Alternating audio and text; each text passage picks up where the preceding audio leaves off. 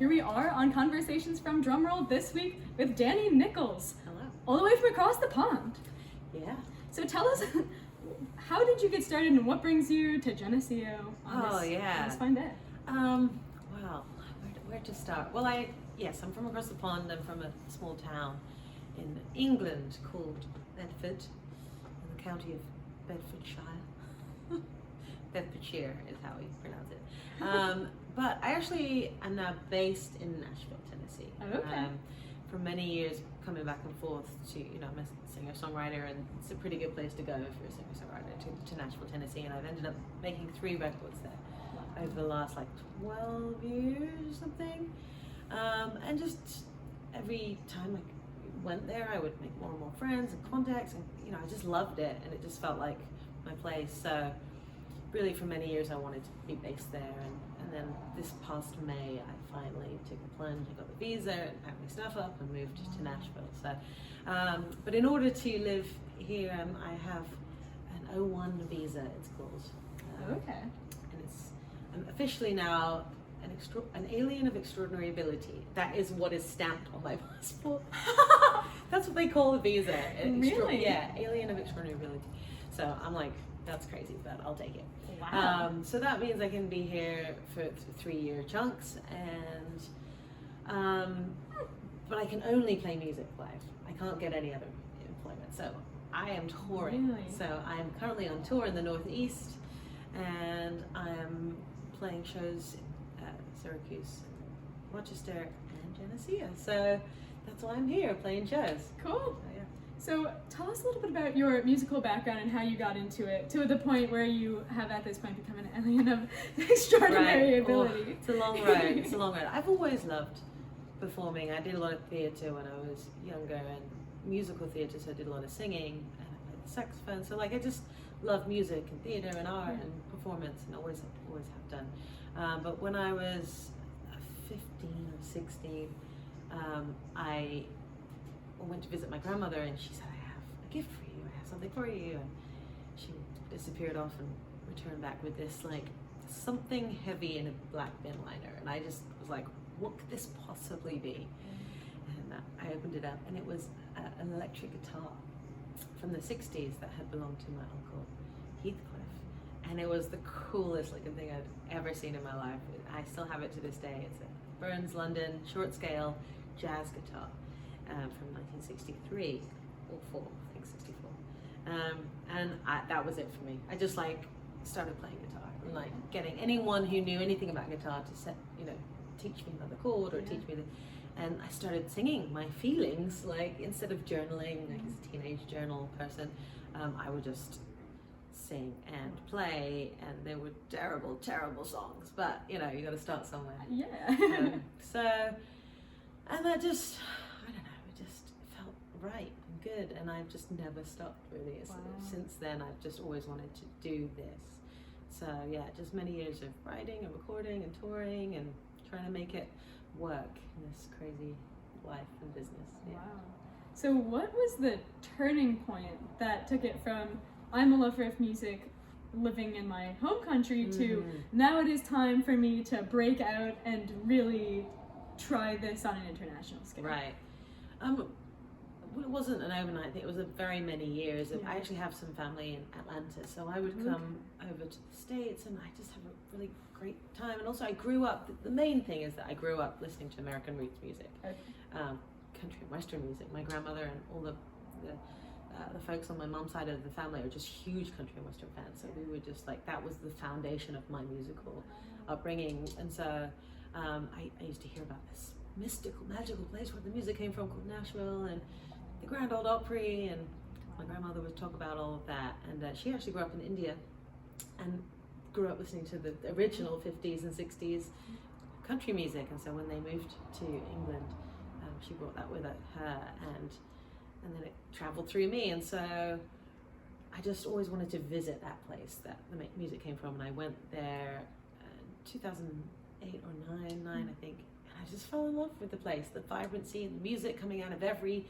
venue and every bar, and I just loved the place. And then the stars aligned, and I met a producer, and he liked what I did, and he had a studio, and he said, would you like to make a record with me? And I was like, yes. So we did that, and then we did it again, and it's just, it's just been a thing that's gone on. And then I think after the pandemic, I was just like, I think I really want to try this thing, this big scary thing, moving from my country, to another country, and doing the thing, because I think I might regret it a lot if I don't give it a go.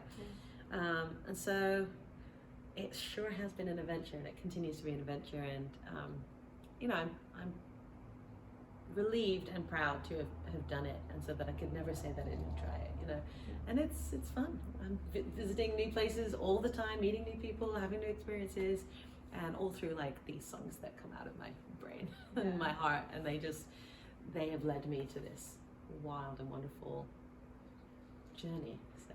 And it's been a wild journey seemingly for quite a while now, because you've come out with several albums, seemingly recorded in the US. Yeah. And you had a song on Sons of Anarchy like 10 years ago. Yeah. So you've been doing this for a while.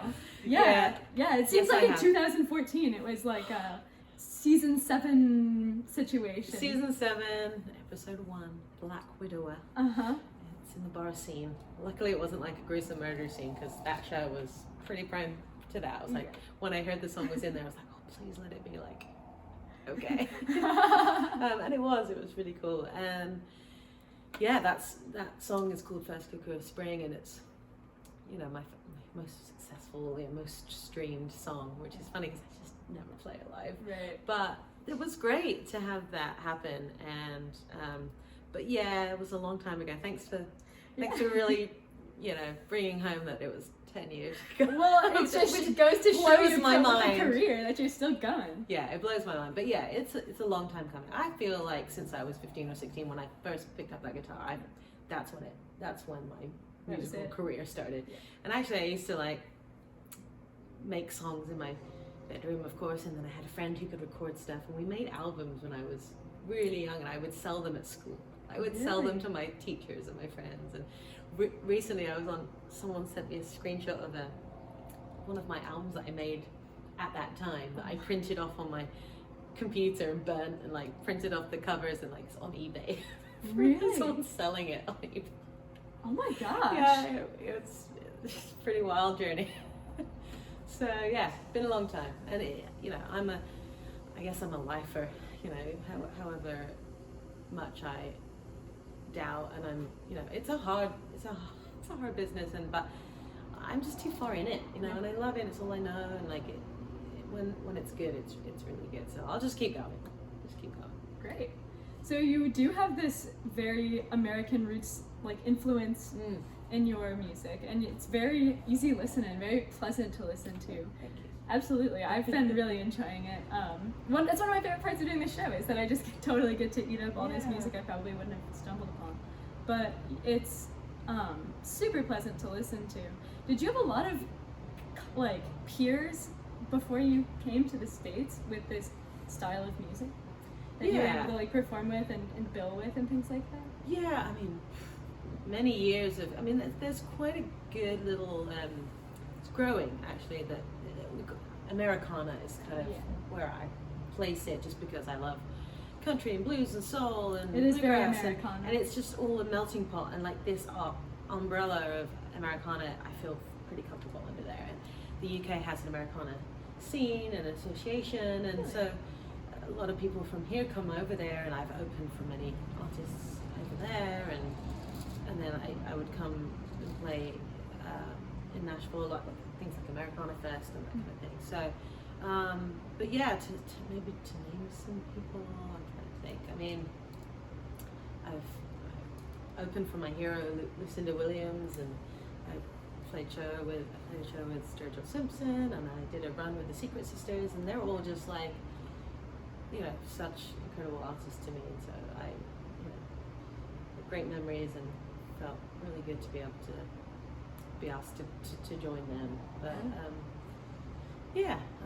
Brandy Carlisle is like, big influence. I've never worked with her or opened for her or anything, but like, she's just 15, 20 years of loving her music. So Yeah, there are just so many. And now living in Nashville, like, I'm just blown away. But you know, I could go out anytime, any night, and see probably the best music of my life, and the best writers, and it's just a bit daunting because you're like, wow, you know, you gotta. But everyone has their place, and everyone's doing their thing, and it's just feeling, yeah, really good and inspired by the whole thing. So Good. maybe that answers your question. Hopefully it does. Absolutely. So since you've gotten to Nashville, what have some of the biggest surprises been for you? Since you've really made it like a permanent, like, well, maybe not permanent, but a long-term place. Yeah, it certainly is. I kind of thought it would be easier just because I've been back and forth so much. Mm-hmm. I thought it would be easier, but there are things you just don't think about. You know, I'm a fairly optimistic person. I think, yeah, it'll be fine. And then you're like, oh, right, yeah, I didn't realize I would have to, you know, I'm going to take a couple of driving tests, even though you know, in the UK I've passed my test, but then can't buy a car unless you take my test and get my Tennessee license, and then the social security stuff and the finance stuff and the bill credit stuff.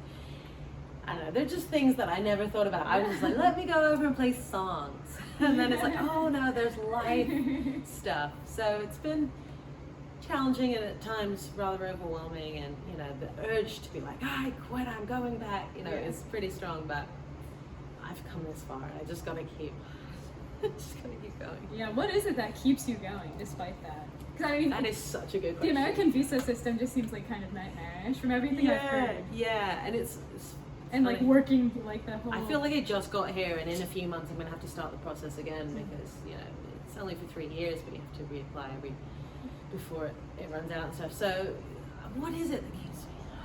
Yeah. I love the energy here, and I do love the adventure of it and the newness, and you know, and I just meet so many great people, and I hear so much good music, and I feel very inspired, and I think that's what it is. I think I'm just not done with this journey. Cool. So you've had more experience than I think probably any of my other guests doing international, like touring in two different places. So what is one of the biggest differences in your experience touring in the States versus other? What have you gone to other? I assume you've been to other places than the States and England. Yes, yeah, gosh, yeah. Toured in Italy and Denmark and the Netherlands. Okay. What is the differences? I mean, yeah, culturally, or operationally. Sound checks. Yeah, sound checks. Pretty similar in that respect. Even the audiences, you know, I feel like the UK has this reputation of being really listening, and the US is like more raucous and rowdy and less listening. Yeah. I don't find that. Really? No. I think if you play a bar in the UK or the US, you're gonna get some. It's gonna get rowdy. It's gonna get there's chat and there's rowdiness. If you're playing a listening room, people listen. Yeah, I don't personally feel there's that much of a distinction. Interesting. Yeah. And sound check as well. Just everyone's just been pretty nice, and then every so often you get someone who's a little more challenging, and that's the same in both countries. So cool. Yeah, that's the boring answer. Basically, I don't find that much distinction. That's good. That must be a relief then. You're not having to switch from completely different cultures all the time. I think there's a slightly more in the UK. We're just slightly more reserved, maybe, and shy, and like cordial. You know, and in the US, it's just fairly open and really friendly, and like, you know, not that the UK isn't friendly. I gotta watch what I'm saying. Yeah, there's no one's better than anyone else. That's what I'm trying to say. Yeah, it's just different. But yeah, there's a slightly more reserved feeling in England, maybe. That's really cool. What are some of the highlight experiences then throughout your career and this kind of vast adventure you've been on? Oh, highlights.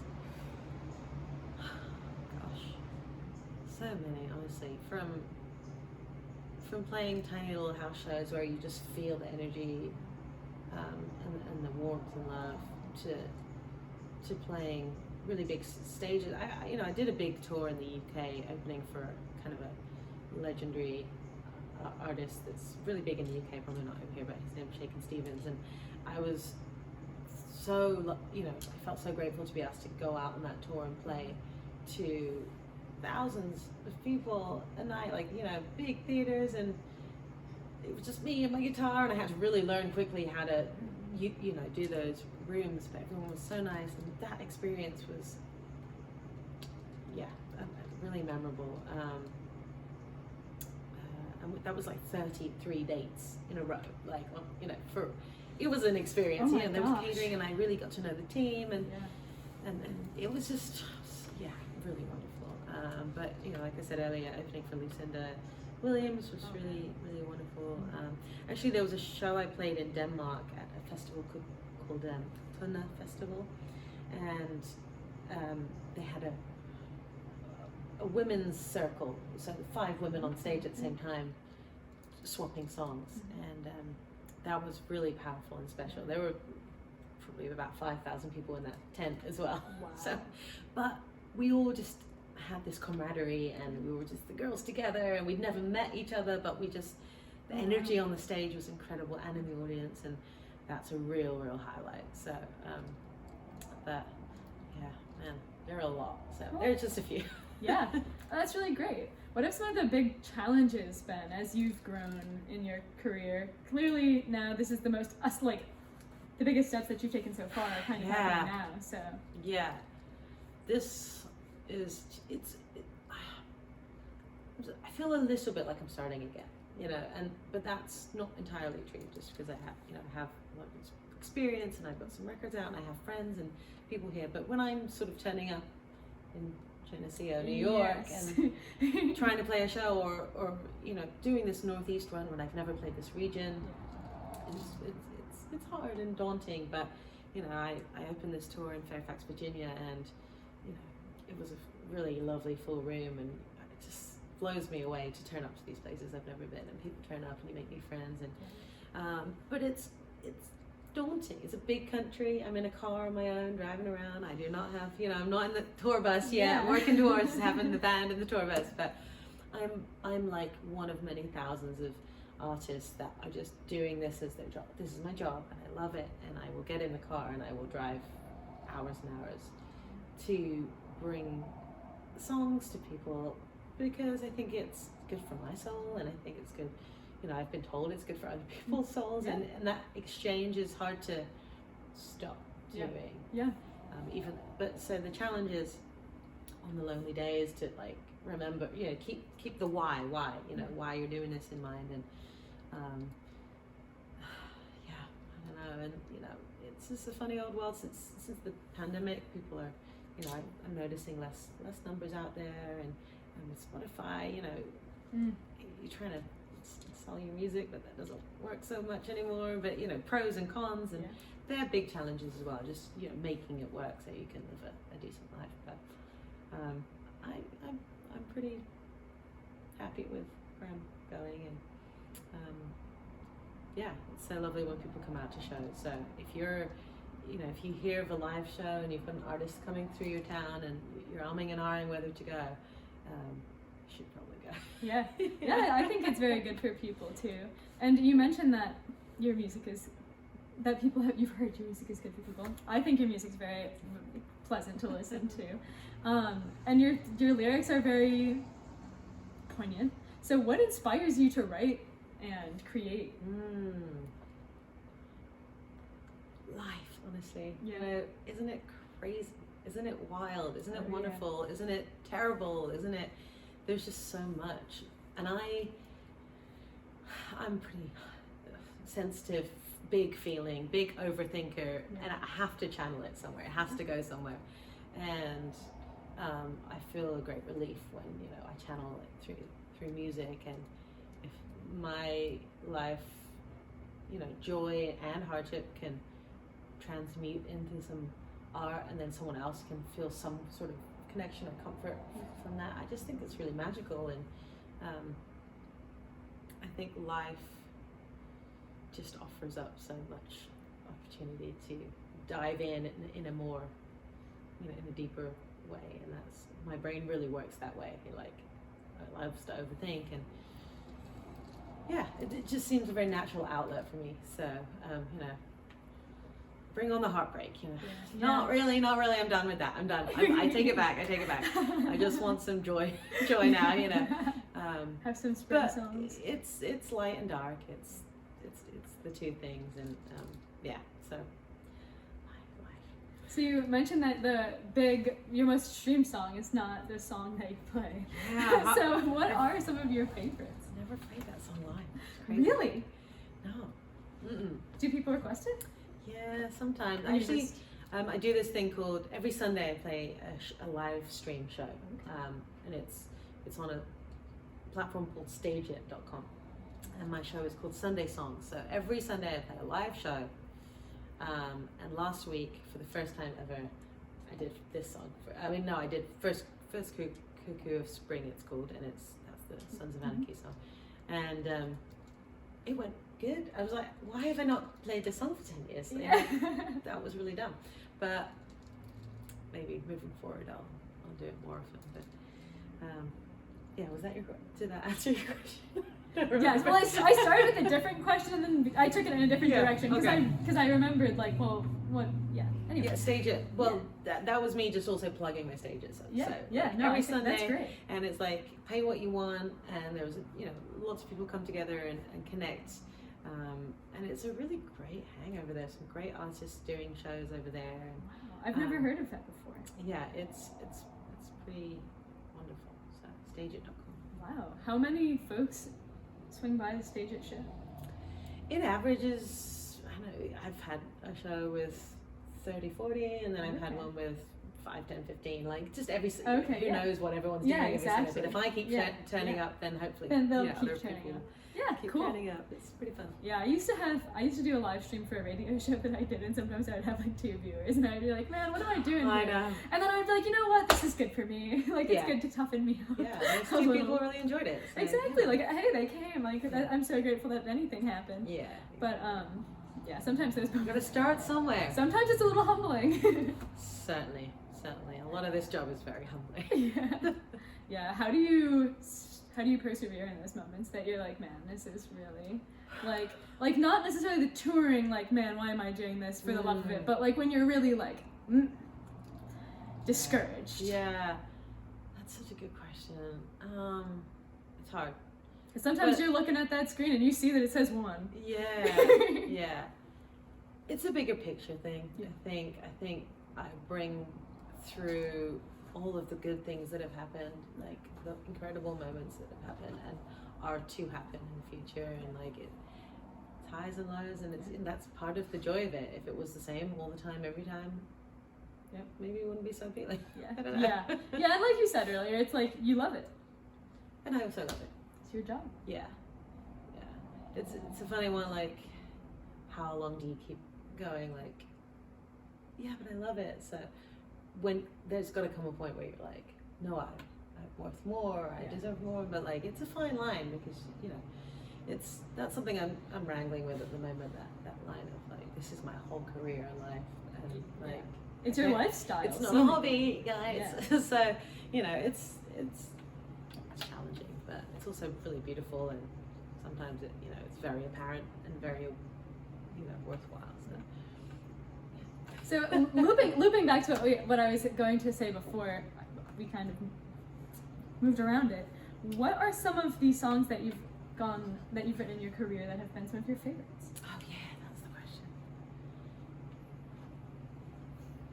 Well, I sort of have this signature song that has become like my, it's the song that I end every show with, and it's called A Little Redemption. And there's like a humming section, and one hums along, and it was inspired by a poem that I came across many years ago. I was in a pub in a village in England where I was staying at a friend's cottage, like writing for my first record, and I was in there, and it was just book of local reading material, and there was this poem, and it basically had me like weeping into my pint of ale. It was just so beautiful, and I just needed to hear this comforting message, and it turns out that it was a hymn by a guy from Nashville called Charles Austin Miles, which was weird. I was in a pub in England reading this poem.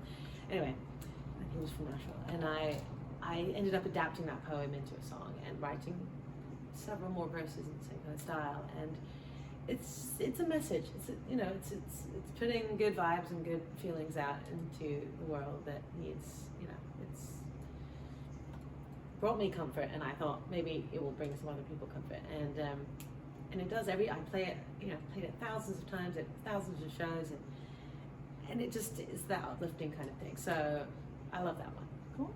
And then I like to rock out. I've got some new songs. I got a new song called The Wreckage that's really, I can get really into, and I rock out to that one, and some delicate finger picking ones. Beautifully Broken is another song from a title track of one of my albums, and it's a breakup song, but I just love it. I love the melody and the way it unfolds. And so yeah, there's a few, but then I got a lot of songs. Great, so yeah, that was hard. Yeah, and you're on Spotify. Yeah, Spotify. You're on all the streaming platforms, it seems. I am. Yeah, I also have vinyl and CDs, everything. I know, it's wild. But what's it like being on vinyl? Oh, that was a big bucket list for me. Yeah, it feels good. I love. That's really cool. When I sell one at a show, it's just there's a buzz every time. I'm like, this is my record here. Truly the record experience. Yeah, and being like someone who grew up, I have a big record collection, and I'm a bit of an old soul, and I'm pretty sure I lived in a past life in the 50s or something. I don't know, whatever. But it's a cool thing, Cool. Well, we're nearing the end of the time of our the end of our time together. Yeah. So do you have anything you'd like to share, or plug, or play, or anything like that? Ooh, maybe we have a time for a song. Yeah. Absolutely. I recently not accidentally, it was very intentional, but I didn't expect to have recorded an album a few weeks ago. And it's a long story about how it came about, but the old surprise album. Yeah, whoops! I made an album. And for many years, I wanted to do an album of real traditional sounding country songs. And so there's a bunch of classic covers, and I've reworked some of my own songs on there. And I'm going to do one of my own songs now that is going to appear on that record that's coming out. Not sure when, but maybe I'll let you know, and you can let people know. Yeah. But let's record. Yeah, it sounds like it's recorded in the 50s, and there's a pedal steel, and I'm really excited about it.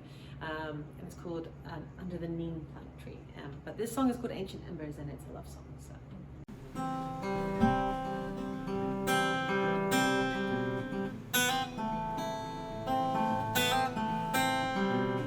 I see the ancient embers glow, that fire in your soul. You are wise beyond your years, your words smolder in my ears. May the greatest love be you. Beaming over oceans wide, you make my head and heart divide. Perfect sense, no sense at all. I get a hit like from alcohol.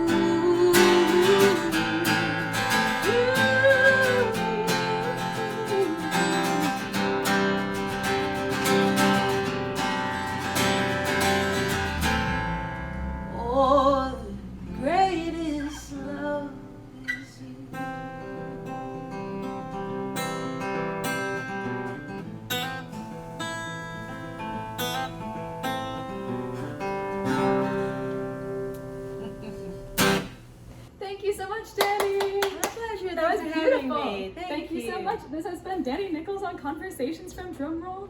What was the name of that song? Ancient Embers. Ancient Embers. Keep an eye out for the album coming out this spring. Yep. Early summer. Yeah. Lovely. That's exactly it. Perfect. Well, thank you so much, Danni. It was Thank great you. to have you. Thanks, Sarah. Thanks.